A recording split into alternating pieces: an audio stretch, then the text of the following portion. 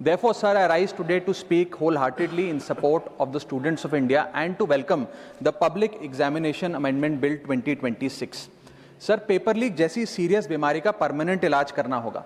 जैसे कैंसर का इलाज क्रोसिन खिलाकर नहीं किया जा सकता, ठीक वैसे ही पेपर लीक जैसी प्रॉब्लम का इलाज मीडिया साउंड बाइट से नहीं बल्कि इंस्टीट्यूशनल सॉल्यूशन से होगा, जो आज हमारी सरकार इस बिल के माध्यम से करने जा रही है by introducing India's first ever anti paper leak framework. सबसे पहले मैं नीट के स्टूडेंट्स को कुछ कहना चाहूंगा। आपका गुस्सा जस्टिफाइड है, आपकी पेन रियल है और आपको एग्जामिनेशन सिस्टम से जो कंप्लेंट है वो कंप्लेंट भी जेन्युइन है। Your voice matters. और जब आपने अपनी चिंता व्यक्त करी, अपना दर्द बताया, when you demanded, the honourable prime minister heard that demand, not just as a prime minister but also as a guardian, परिवार के मुखिया की तरह उस बात को सुना। Students demanded, government acted, historic decisions taken, systems changed.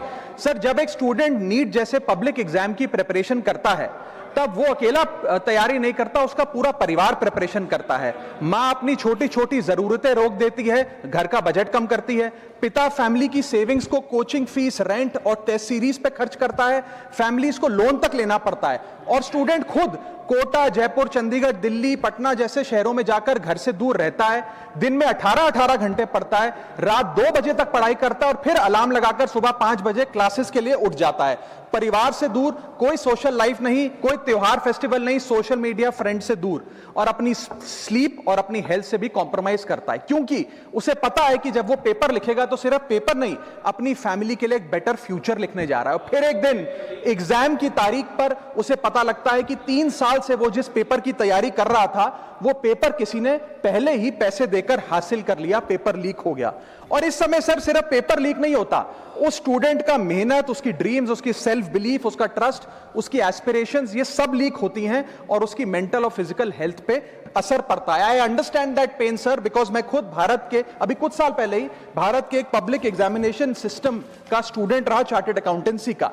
And sir, because I have spent enough time in this house critiquing the government, I have earned the right to say my next sentence with full conviction and sincerity कि जब बात students की आई, when it came to our students and the youth of India, the government heard, the government actioned and the government delivered.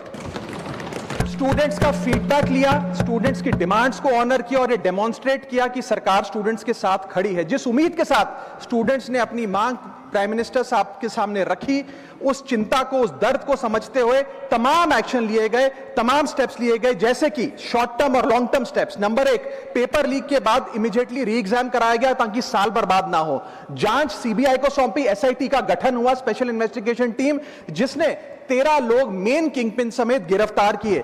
मात्र 75 दिन में, आज से 2 दिन पहले जब 75 दिन पूरे हुए जांच के, चार्जशीट भी फास्ट ट्रैक कोर्ट में दर्ज करा दी गई, जांच को महीनों सालों लटकाया नहीं।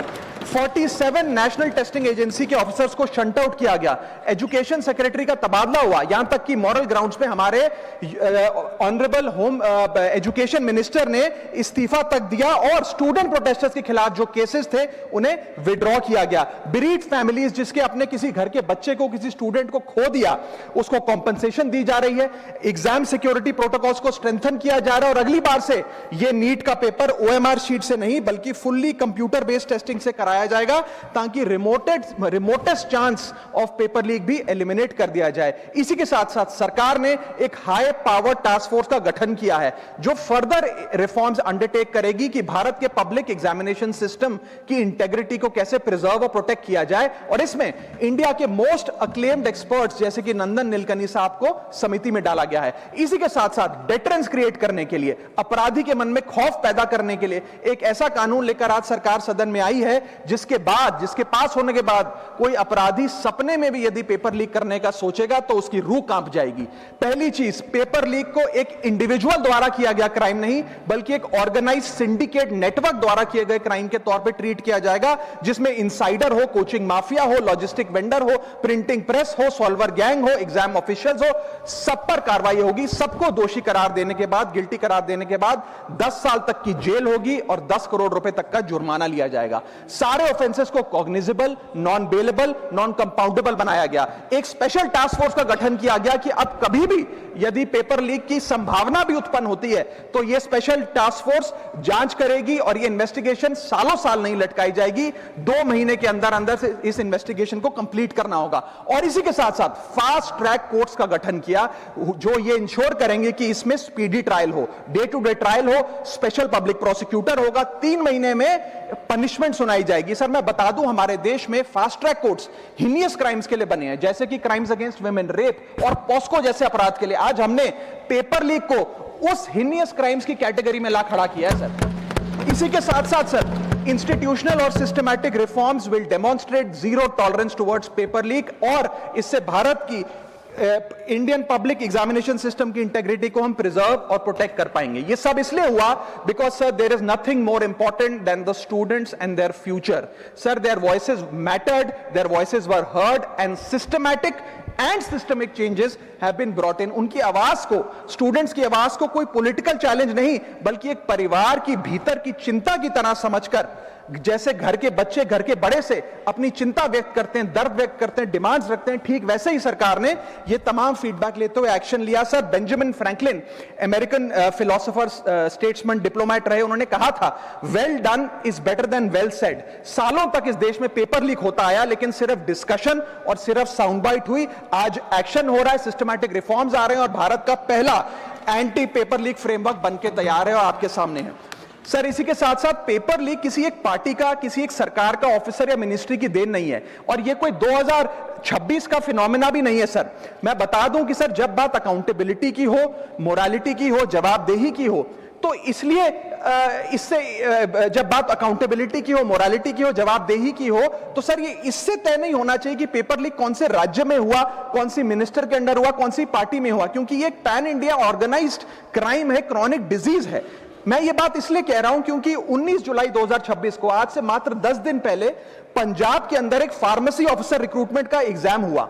उसमें मैसिव इरेगुलरिटीज देखी गई, ब्लूटूथ डिवाइसेस के माध्यम से लाइव चीटिंग चल रही थी और चीटिंग सिंडिकेट वो चीटिंग फैसिलिटेट कराने के लिए 13 लाख रुपए का रेट चार्ज कर रहा था।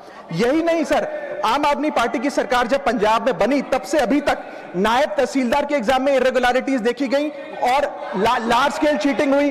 पंजाब स्टेट एजुकेशन बोर्ड में 12वीं क्लास का इंग्लिश का पेपर लीक हुआ, पीएसटीईटी स्कूल टीचर रिक्रूटमेंट का एग्जाम का पेपर लीक हुआ, पीएसएसबी के ग्रुप ऑफिसर के रिक्रूटमेंट का एग्जाम लीक हुआ, एग्रीकल्चरल डेवलपमेंट ऑफिसर के रिक्रूटमेंट का एग्जाम लीक हुआ और एक्साइज और टैक्सेशन इंस्पेक्टर की रिक्रूटमेंट की मेरिट की लिस्ट जब आई तो उसमें फर्जी नाम डाल के जारी कर दिया गया। सर मैं आ रहा हूं, अब मैं कांग्रेस पे आ रहा हूं। आप कांग्रेस का सुनिए सर, मेरा समय खराब कर रहे हैं। आप बोले ना, बोले आप बोले सर। जब सर कांग्रेस की कर्नाटक में सरकार है, इसी साल जनवरी 2026 में एसएसएलसी का पेपर हुआ। इसी साल कर्नाटक में कांग्रेस की सरकार के अंडर एसएसएलसी का पेपर हुआ, पेपर लीक हुआ और वो पेपर ऑनलाइन 200 रुपए में स्टूडेंट्स को बेचा जा रहा था। हिमाचल प्रदेश में HP state selection commission recruitment exam का पेपर कांग्रेस के कार्यकाल में लीक हुआ। अब आप सुनिए सबसे चौंका देने वाली घटना सर, सबसे शॉकिंग और सैड बात यह है कि 2016 में कर्नाटक में जब कांग्रेस की सरकार थी तब वहां पे 12वीं कक्षा का प्री यूनिवर्सिटी कॉलेज का 12th का केमिस्ट्री का पेपर लीक हुआ। ये क्लासरूम का पेपर नहीं था सर, ये स्टेट बोर्ड एग्जाम था। ये स्टेट का एग्जाम जब पेपर लीक हुआ, बच्चे एग्जाम देकर घर आ गए, पता लगा पेपर लीक हो गया, पेपर कैंसिल कर दिया। 20 दिन बाद री एग्जाम कराया गया, री एग्जाम का पेपर भी लीक हो गया और उसके बाद रात को 3:30 बजे वो पेपर व्हाट्सएप पे घूम रहा था, री एग्जाम को भी कैंसिल करना पड़ा। इसके बाद जब जांच हुई, स्टेट सीआईडी ने जांच करी तो 3 लोगों को अरेस्ट किया, जिसमें कर्नाटक सरकार के मेडिकल एजुकेशन मिनिस्टर डॉक्टर शरण पाटिल का पीए खुद शामिल था। पीए 10-10 लाख रुपए लेकर पेपर लीक कर रहा था। उसके बाद जब मंत्री जी से पूछा गया कि आप इस्तीफा क्यों नहीं देते, आपकी मॉरल और डायरेक्ट जिम्मेदारी बनती है, आपके दफ्तर का आपका पीए पेपर लीक कर रहा है, आप क्यों नहीं इस्तीफा देते, तो उन्होंने कहा कि there is no question of resigning, अगर कुछ गलत हुआ है तो वो मेरे पीए का पर्सनल मैटर है, उसकी पर्सनल लाइफ है। वहां सर ऑफिस गवर्नमेंट का, डेजिग्नेशन गवर्नमेंट की, एक्सेस गवर्नमेंट का, बट अरेस्ट की बात आई तो पर्सनल लाइफ का मैटर है। और आयरनी देखिए, आज 2026 में कर्नाटक में फिर कांग्रेस की सरकार है और डॉक्टर शरण पाटिल फिर मंत्री हैं और उसी विभाग के मंत्री हैं, मेडिकल एजुकेशन विभाग के मंत्री हैं। यह है स्टैंडर्ड ऑफ अकाउंटेबिलिटी। सर सुनिए, सुन लो। उसी के साथ साथ 2004 से 2014 के बीच में जब यूपीए की सरकार थी तो कांग्रेस के कार्यकाल में दर्जनों एग्जाम्पल हैं, डॉक्यूमेंटेड एग्जाम्पल हैं पेपर लीक के सर, जिसमें मुख्य तौर पर AIIMS post graduate medical entrance exam 2006 में लीक हुआ, रेलवे रिक्रूटमेंट बोर्ड का एग्जाम 2009 का लीक हुआ, all India engineering entrance exam 2011 UPA के कार्यकाल में लीक हुआ और SSC combined graduate level exam 2013 leak हुआ। सर इस पीरियड में उस समय की यूपीए सरकार ने क्या किया? कोई अकाउंटेबिलिटी एस्टैब्लिश करी, कोई एग्जाम सिक्योरिटी आर्किटेक्चर को ओवरऑल करने के लिए कोई कानून लाए, कोई dedicated anti paper leak law लाए? कुछ नहीं लाए। सर मैं एक बात कहना चाहता हूं, सर पॉलिटिकल मेमोरी सिलेक्टिव हो सकती है, पब्लिक रिकॉर्ड सिलेक्टिव नहीं हो सकता। अगर नेशनल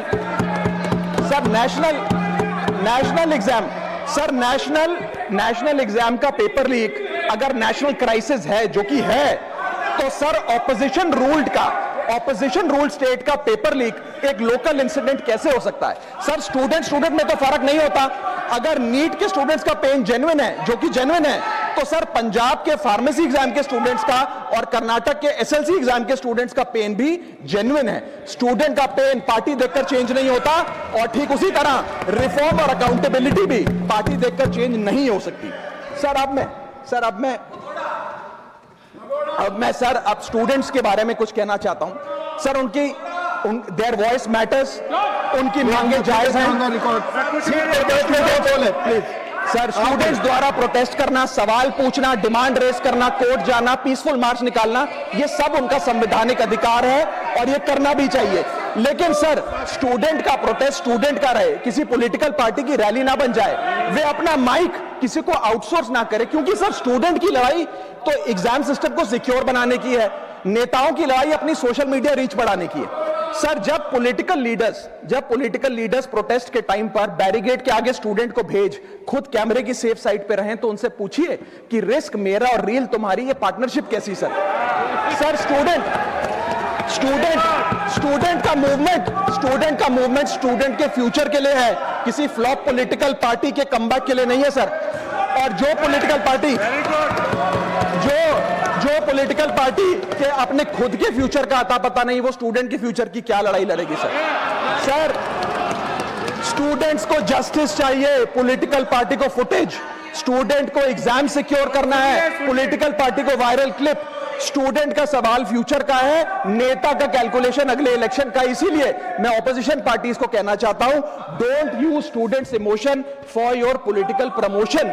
ये लड़ाई बीजेपी वर्सेस कांग्रेस नहीं है, ये लड़ाई मेरिट वर्सेस माफिया की है, मेहनत वर्सेस सेटिंग की है। और सर एक बात और, सर आज हमारे स्टूडेंट्स पर पढ़ाई का बहुत स्ट्रेस है। हमारे समाज ने, हमारी सोसाइटी ने आज बच्चों का, क्योंकि हम बेस्ट चाहते हैं, अपनी बच्चों से पढ़ाई संबंधित एक्सपेक्टेशन को प्रेशर में बदल दिया है। और ये प्रेशर सर स्कूल से ही शुरू हो जाता है। जब बच्चा 10वीं क्लास का बोर्ड का एग्जाम दे रहा होता है तो बोला जाता है ये क्रिटिकल ईयर है, अच्छे मार्क्स लाने हैं, नहीं तो स्ट्रीम नहीं मिलेगी, पूरा करियर बर्बाद हो जाएगा। 12वीं क्लास में जाता है तो प्रेशर और बढ़ता है, बोला जाता है ये लाइफ का टर्निंग पॉइंट है, आगे की जिंदगी कैसे डिसाइड होगी। जेईई, नीट, सीयूईटी, तमाम एंट्रेंस एग्जाम की तैयारी का प्रेशर अलग। और सर जब कॉलेज पहुंचता है तो एक अलग ही लेवल का प्रेशर होता है। उसको बोला जाता है सीजीपीए ठीक रखो वरना प्लेसमेंट नहीं मिलेगी। ये पूरी लाइफ का सवाल है, करियर का सवाल है। हर स्टेज पर प्रेशर का सिलेबस बढ़ता जाता है। और ओवरऑल सर इंडिया में कंपटीशन बहुत फास्ट स्पीड पे बढ़ रहा है, लेकिन उसी के साथ साथ कंपैरिजन भी बहुत फास्ट स्पीड पे बढ़ रहा है। सबसे पहले जब बच्चा स्कूल जाता है तो अपने स्कूलमेट्स, क्लासमेट से कंपैरिजन होता है। कोचिंग सेंटर जाता है तो वहां कोचिंग सेंटर के स्टूडेंट से कंपैरिजन होता है। ऑल इंडिया रैंकर से कंपैरिजन होता है। घर आता है तो पड़ोसी और रिश्तेदारों के बच्चों से कंपैरिजन होता है। ये कंपैरिजन मोटिवेशन नहीं सर, प्रेशर और स्ट्रेस में बदलता जा रहा है। सर जैसे 3 इडियट्स पिक्चर में कहा था ना, काबिल बनो, कामयाबी झक मारकर पीछे आएगी, ठीक उसी तरह समाज को, हम सबको, अगर कोई स्टूडेंट चिंतित दिखे, स्ट्रेस में दिखे, उसे कहना चाहिए कि एग्जाम इंपॉर्टेंट है लेकिन तुम एग्जाम से ज्यादा इंपॉर्टेंट हो। सर क्योंकि घर स्टूडेंट का सेफ स्पेस होना चाहिए सर, दूसरा एग्जाम सेंटर नहीं। और एक रैंक सर एक रैंक रिजल्ट डिसाइड कर सकती है बच्चे का, उसका फ्यूचर नहीं, वैल्यू नहीं, उसकी पूरी जिंदगी नहीं। और अंत में sir, I just take 1 more minute sir, अंत में मैं अपने वेल विशर्स को भी कुछ कहना चाहूंगा, जो पिछले कुछ समय से मुझे कह रहे थे कि राघव आप नीट के इशू पर कब बोलोगे, आपको हम सुनना चाहते हैं। मैं बड़ी हम्बली कहना चाहता हूं सर, जब मैं ऑपोजिशन में बैठता था तब सवाल मेरा हथियार था, आज मैं ट्रेजरी बेंचेस पर बैठता हूं, आज सोल्यूशन मेरी जिम्मेदारी है। मैं भी रोज कैमरे के सामने आकर साउंड बाइट दे सकता था, लेकिन मुझे हेडलाइन नहीं सर, मुझे आउटकम चाहिए। और जब मैं ऑपोजिशन में था तब मेरा काम इशू रेस करना और सवाल उठाना था, और पूरा सदन और आप जानते हैं मैंने वो काम पूरी ईमानदारी से किया। लेकिन आज मेरा रोल कैमरा के सामने अटेंडेंस लगाने का नहीं है, मेरा role is my focus is to fix the system. इसीलिए मैंने अपने आप से एक वादा किया, I made a promise to myself कि मैं इस मुद्दे पर पार्लियामेंट में बोलूंगा, और उस दिन बोलूंगा जिस दिन हम प्रॉब्लम सॉल्व कर रहे होंगे, सोल्यूशन लेकर आएंगे, when the system is getting fixed, and today is that historic day when the system is getting fixed। और सर, बिकॉज आज जो रिफॉर्म्स हम लेकर आए हैं, जो सरकार सदन में लेकर आई है, वो इतने जरूरी हैं क्योंकि इन रिफॉर्म से सिस्टम और मजबूत होगा, पेपर और सिक्योर होगा, एग्जाम फेयर होगा, मेरिट का सम्मान होगा, माफिया जेल में होगा, सरकार पहरेदार होगी, कार्रवाई दमदार होगी, स्टूडेंट्स की जीत होगी, माफिया की हार होगी। जय हिंद।